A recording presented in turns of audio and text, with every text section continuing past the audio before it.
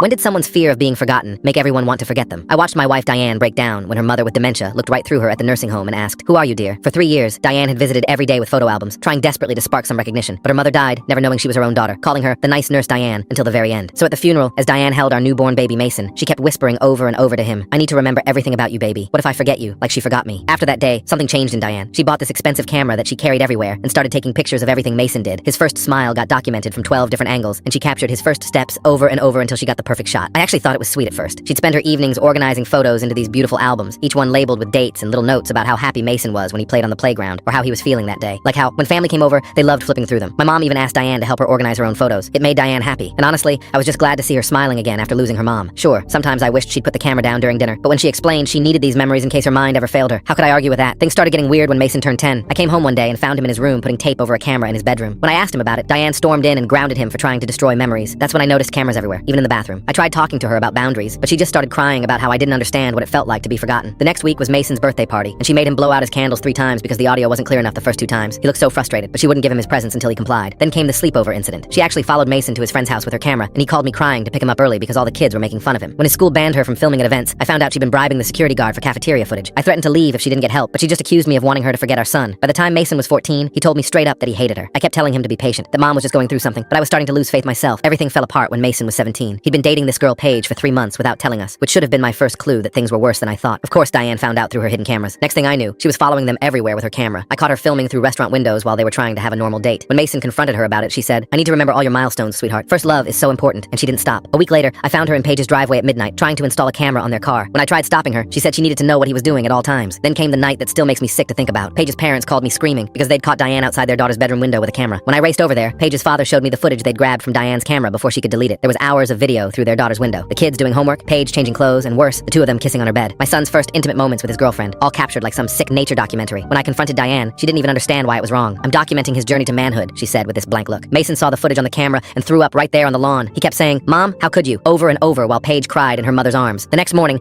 Paige broke up with Mason. She told him his mom was psycho and she couldn't deal with it anymore. Mason came home destroyed. He looked at Diane and said, "You ruined my life." She just smiled sadly and said, "Someday you'll understand this was all because I love you." That night, I packed our bags and took Mason to my sister's house. But Diane wasn't done. She broke into my sister's place at 3 in the morning to film Mason sleeping one last time. My sister called the cops. Then, on his 18th birthday, instead of celebrating, Mason spent the day in court filing a restraining order. The judge reviewed 52,000 hours of footage, including bathroom recordings. The judge said in 52,000 hours of footage, there wasn't a single day without bathroom recordings since Mason turned 12. The judge granted the restraining order immediately. Mason left for college and changed his phone number without telling me where he was going. A month later, I got one text from him that said, "I don't know who I am without a camera." He wouldn't speak to me anymore. Last month, Diane adopted a baby boy. My sister saw her at the grocery store with cameras already installed in the stroller. I pray for that child every single night.